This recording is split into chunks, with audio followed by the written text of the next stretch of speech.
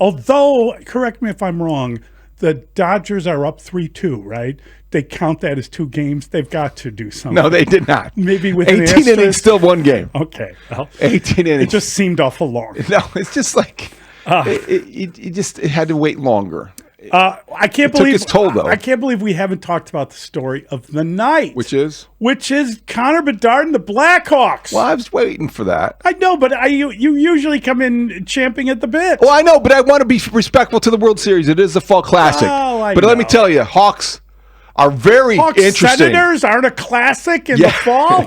Okay. You don't have to restrain your enthusiasm, Hawks fans. You can talk hockey. It's okay to embrace this moment because 10 games in, the Hawks are fun.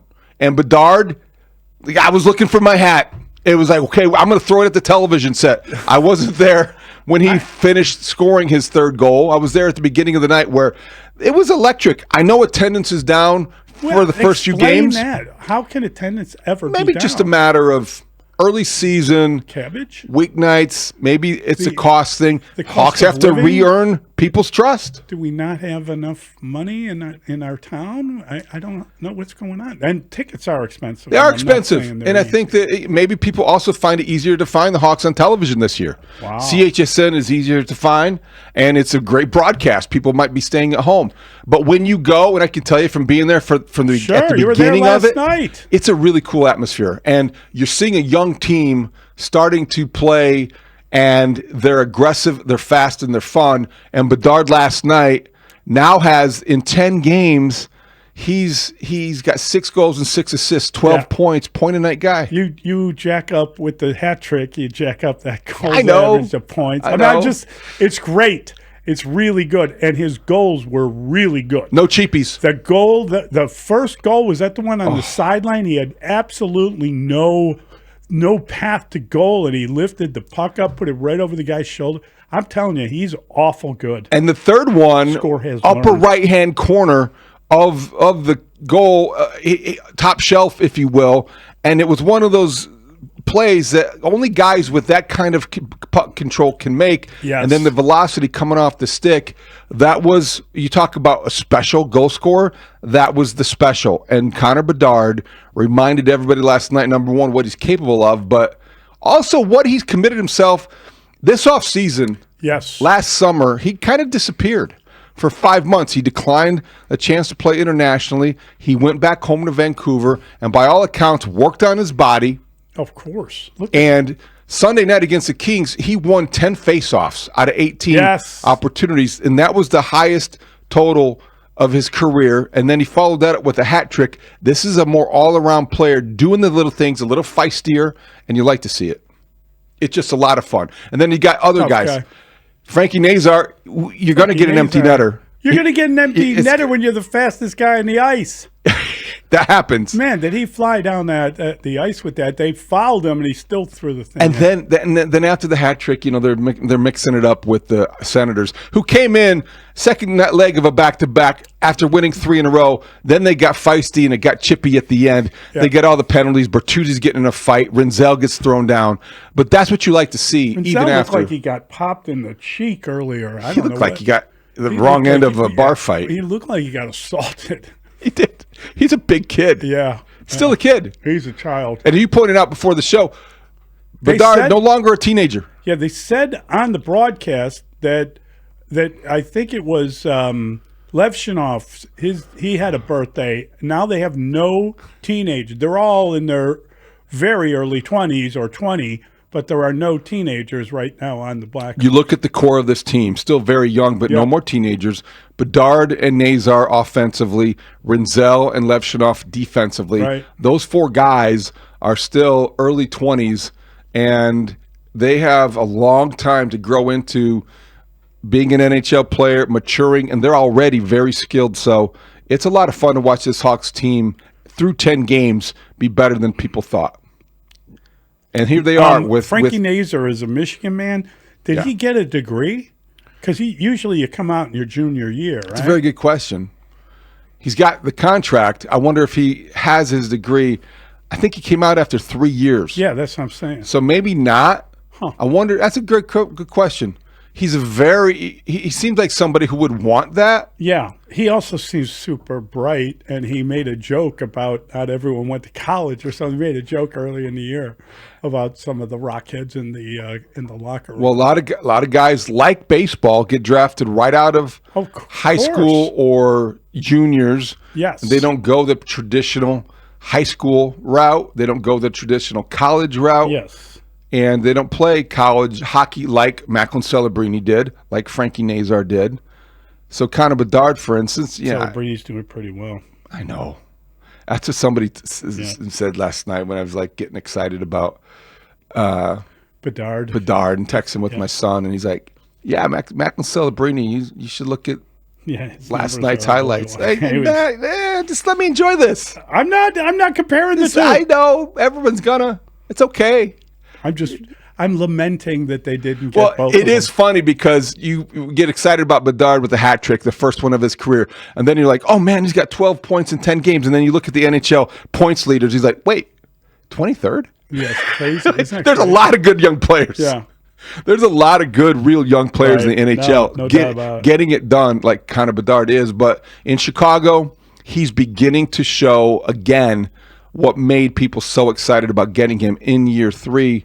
This is the year that he's beginning to take off. And he's 20. He's 20. He's not even legally able to have a drink. It's extraordinary how good he is at such a young age. You know what they got now? Tomorrow, 3 years in. They go on the road for a really fun trip. They start with Winnipeg against Jonathan Toews tomorrow night. It is reunion week. Tonight, Zach LaVine back at the UC. Tomorrow, the Hawks play Jonathan Toews. Oh, wow. That's fantastic. It is pretty cool. Yeah. We've talked about Zach LaVine, but he's no Jonathan Toews. I mean, there's no comparison. No comparison in terms of what the guy would. It will be odder to see. Cups, captain. It's going to be odder to see Taser in I totally agree. Opposite uniform against his former team, the one he defined for so many years, than it will be to see Zach LaVine in a Kings uniform tonight. And I'm really happy that Toews is back because I don't think he really wanted to leave. I think he had to, and I think it's different when kind of injuries and pain and all that stuff get in the way of a guy's career. The fact that he's found some answers wherever he went everywhere. Didn't he go to India at one point? And he's back playing in the NHL. It just makes you kind of happy. There's so much mystery surrounding what happened to him how his body broke down. There's so much mystery happening, like really in India. I mean, it's almost like The Shadow or something, some old-time radio What happened to him? Well, he went to India and apparently helped heal himself. There's mystery in that statement. That's what I'm saying. You went to India, came back, and now you're revived and rejuvenated? And we had the pictures on Instagram? Yeah. I don't know what happened there. I don't What did either. he do there? Yeah. Do they play hockey in India? No, but they Fountain of Youth? Learn how to heal a little bit. He does sound and look like a revived hockey player. Yeah. And he is playing some meaningful minutes, I believe, on the second line for the Jets, and he's got maybe 7 points, 5 points. He's playing a role. Is he causing a lot of problems there? He goes from being the great captain to now he's not a captain, so he can really act up. I don't think so. Wouldn't that be hilarious? Yeah. Trying to be He's like a juvenile delinquent. He's the guy that is the problem child for the coach, and he goes back home and starts missing practices and starting fights, and he's the opposite of what he was. Exactly the opposite of everything he did here. Everything that used to annoy him, now he represents. I don't think he's like that. No, I don't think that's possible. It just is somewhat remarkable is probably too strong. But when you see Jonathan Toews back with the Jets, and then you peek at the schedule and you see, when do they play the Red Wings and Patrick Kane? Kane and Toews are still in the league. Guys who came into the NHL and helped the Hawks start their ascension back in 2008. Yeah, it's incredible. And you realize how long ago that was.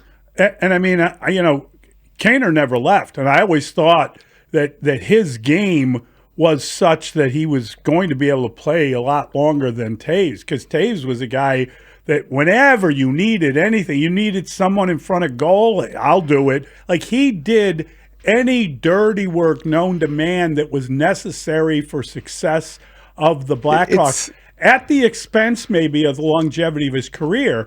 So that's why I'm so happy that he's back. It's like having a car, and if you have one that is like going through like city traffic and wear and tear, and you're going to go through some rough roads, and you might hit a pothole or two, and that's it's going to be a beater car. Yes. That's Jonathan Toews. You get out of it what you can. Exactly right. And then you got Patrick Kane. He's parked in the garage. He's a convertible. Yes. I'm only going to bring him out for a few nice months when it doesn't rain. Yeah, exactly. You preserve the Patrick Kane vehicle, and you're like, this is going to last a long time. Look at the shiny exterior. Oh my gosh, those tires are in great shape. It's a 17-year-old car. How did you do that?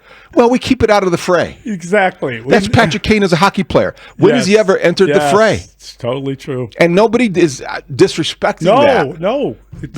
He's a classic. He's a finesse. Car, no question. He doesn't mix it up. No. And he still has that elite ability to find the crease and to score a goal and see something that few people see. So that's going to be fun. Yeah, it's just really cool to be a hockey fan right now again in Chicago.